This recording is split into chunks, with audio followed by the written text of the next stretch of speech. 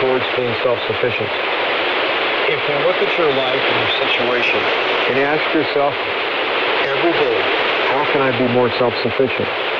And in every action that you do, especially the actions you do every day, ask yourself, how can I become more self-sufficient in my daily chores and my daily actions? And if someone would look into my life, they wouldn't understand it. They would wonder why I'm doing what I'm doing, not knowing that I have a method to my madness, that I actually do have a plan.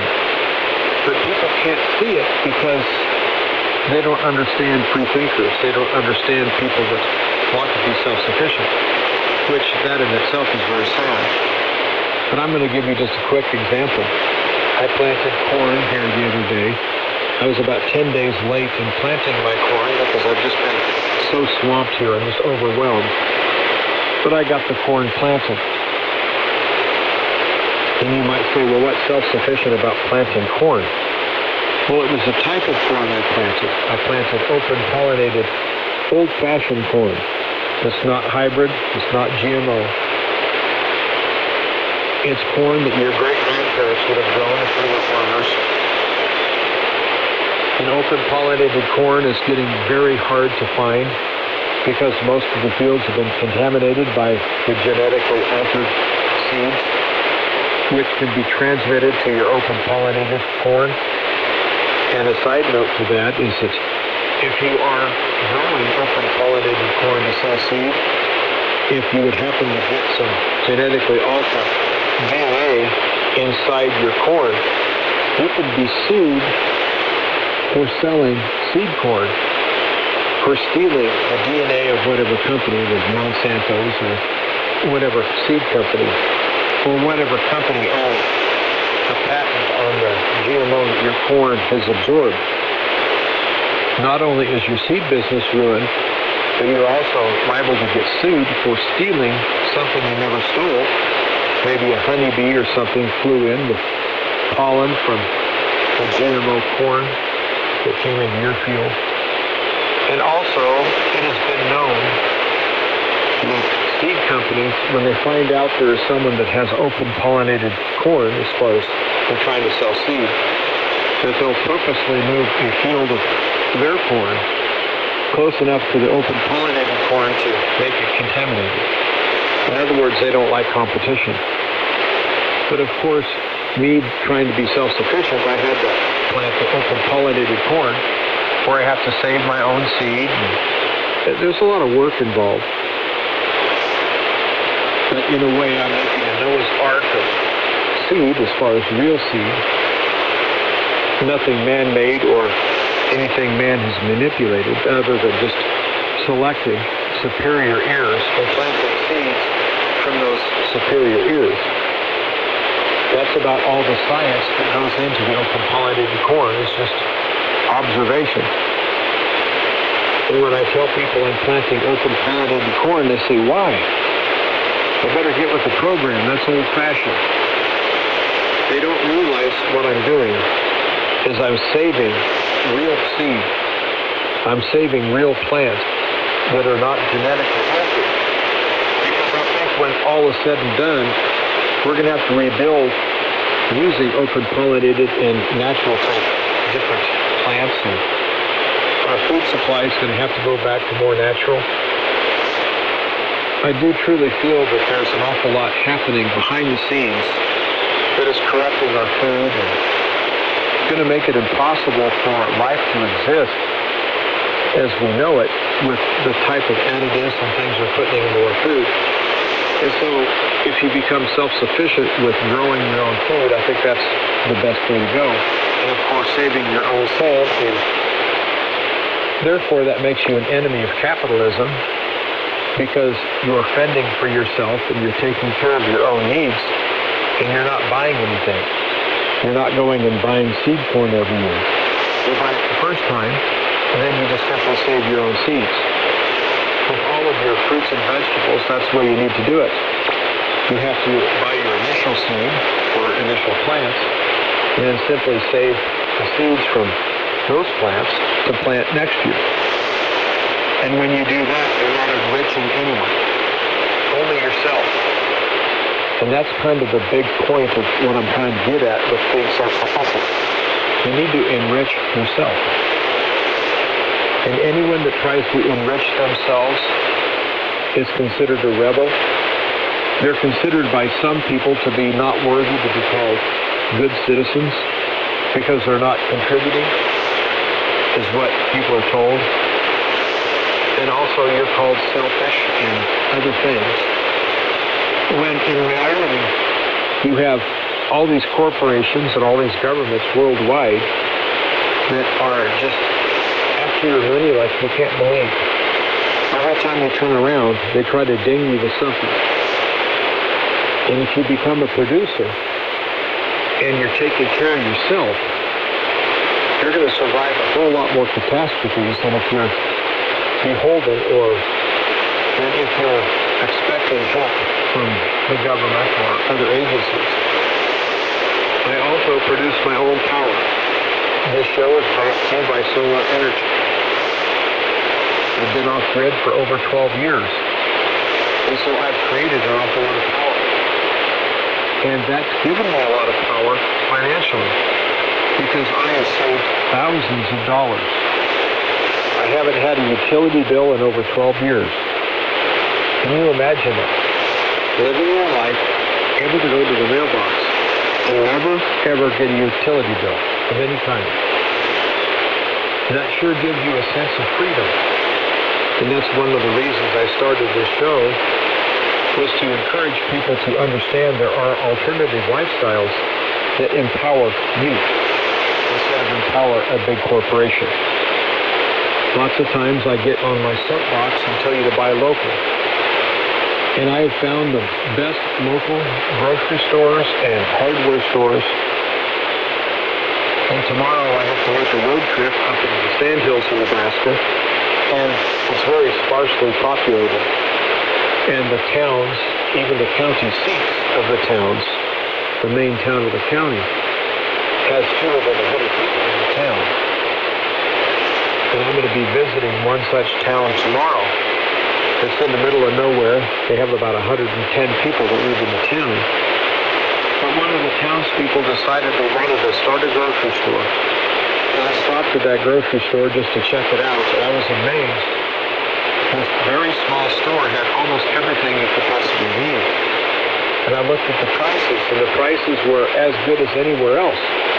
And so I thought, I'm going to try to support this store. I'm going to buy some things. And so I bought about $50 worth of groceries, which today is not a whole lot of groceries. But when I got home and inspected what I bought a little further, and I'm going to taste the product, the potatoes I bought up there were the freshest, nicest potatoes I think I've had in years.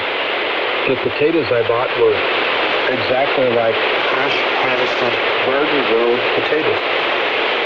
You could tell they hadn't been sitting in any warehouse at all. These were absolutely brilliant potatoes. And the onion was good, and I bought some meat, and the meat was very good. It looked good in the display case. I thought it looked like a cut above some of the meat I've been buying, and after I was able to taste this meat, it was just absolutely wonderful. And so every time I go up to this town now, I spend $50 to $100 to buy groceries. And I talked to the owners, and I asked them about what it took for them to step out on faith and start a grocery store in such a small town. And they told me they were from a larger area as far as population. And if they were social workers, I don't know what that means. There's so many job descriptions within social worker. But when they got to town, they retired from their social work and started a grocery store. And so I made the comment, well, you're really not retired from being a social worker if you're starting a store to save the town. Indeed, that's what they're doing. They started the store to try to save the town and keep their population as high as it is, even though there's very few people there. And I'm looking forward to stopping in tomorrow and buying a few groceries because everything I bought there has been a step above. Now, why am I mentioning this as far as being self-sufficient? I think that if you are joined at the hip with the corporations, when the corporations go out of business, or if they run out of product, or if there's something wrong, you're either talking to a computer, or talking to a call center, or talking to a disinterested store manager. You're never talking with the owner. You're never talking with anyone that has the authority to really truly help you. But when you shop small, you're always shopping with an owner. And I know I stress this often, but that empowers you more than you could possibly imagine. And it also helps you to build a team, people that you can count on if times get rough. And so I have 3 grocery stores that I deal with on a regular basis, and 2 hardware stores I deal with on a regular basis. And I'm going to tell you right now that the owners of all these stores would do anything I ask to keep me as a customer. I'm talking about within reason. They would order in anything that I would want. I would stock anything I would ask them to stock. And if I wanted to buy a pallet of food for survival, I could just walk into any of these grocery stores because I have a rapport with the owner and say, shoot me a special price on a pallet of, let's say, rice or beans or both. If they can move the pallet without having to put a price tag on it, without actually having to unbox it, if they could just get it in on the pallet, and then you take the pallet away, of course they're going to put a markup on it because they're in business, but the markup will likely be very small, and the product will be very good, and you'll get it at a discounted price. And that's another way to be self-sufficient, is learn how to deal, learn how to barter, learn how to buy, and really be picky of who you do business with. Don't do business with corporations that have no customer service, or corporations that might go away. You might be saying, well, none of these corporations are going to go away, they're too big. Well, I remember Sears and Roebuck being huge, thinking that there's no way Sears could ever go away. Kmart was once huge. Kmart was spread all over the United States. The corporations do falter and some of them fail. And if you're relying on everything coming from this big box store, and they either go bankrupt or they close that location to where you can no longer cost-effectively deal with that company, or possibly the company just goes away, then what are you going to do? Most people will just go to the next corporation and suffer the same fate. But if everyone would shop small and shop their local stores and keep them very strong, not only would you have an ally and someone you could count on when times get rough, it would be an ally that was fully stocked, an ally that had a great store, a great inventory. And most small-town business people are passionate about their stores because they're not opening a store to get rich, because there's not that many people for them to get rich. But it's a passion. And people with a passion always reinvest into their own company. And if a town would rally around their local businesses, they would find that their local businesses would in turn rally around the town and make sure that business was the best it could be. And so that's another example of being self-sufficient, is helping others to succeed. Seems like the time is just flying. I have so many things I wanted to say, but I'm getting towards the end of the show. But I do want to say in closing that there's an awful lot of things going on behind the scenes. You have coups, and you have assassination attempts, and you have people that are just literally coming out of the closet like NATO, supporting the gay rights and all of the rainbow flag people. It just makes you wonder the motive of all these organizations that you used to trust. And I can honestly say I don't trust anymore like I used to. And in a way, that's a good thing, but I kind of miss my old naive self. Because I used to be so happy-go-lucky. And now I have to be so super focused. I kind of miss the days of being happy-go-lucky. But in this age in which we live, I think it's better to be a watchman on the wall and be diligent and to try to help people see what's coming. and hopefully help them get through. But I want you to reevaluate your preps as far as your food and water and anything you have stored. I want you to reevaluate your situation, and I want you to really watch those embassies. And if you see the embassies being closed and the diplomats flee, well, that's when you've only got just a very short time. And who knows if it's going to go nuclear, and if it does, who knows the extent. All I know is that we have to be as strong as we can be. We have to be very diligent. We have to keep our eyes wide open. That's the only way to live. Well, I hope the right ears heard the show today. I appreciate you tuning in. And I would really appreciate it if you would consider contributing to the show to keep it on the air. It's easy to do. I take thanks reading orders or cash. You would write the check out to Thunderbolt West Media. You would mail to Thunderbolt West Media, P.O. Box 163, P.O. Box 163, Hershey, Nebraska. The zip code is 69143. Again, thanks for listening. Until next time, everyone, stay positive, stay brave, become self-sufficient. I can't stress enough. Buy local. Make your local businesses as strong as possible.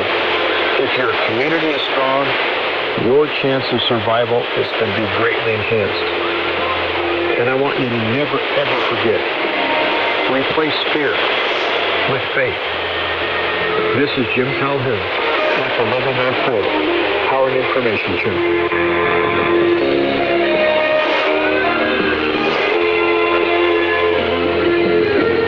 The song Step Out on the Sea was performed by Brit Strong and Festival.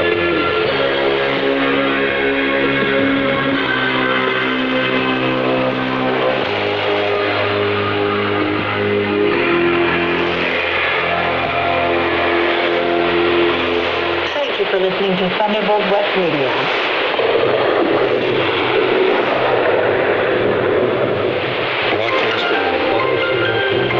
You're listening to international shortwave radio station WTWW, operating at 9.475 megahertz daytime with 100,000 watts of power, and on 5.085 megahertz nighttime also with 100,000 watts of power. We are WTWW, Lebanon, Tennessee, USA.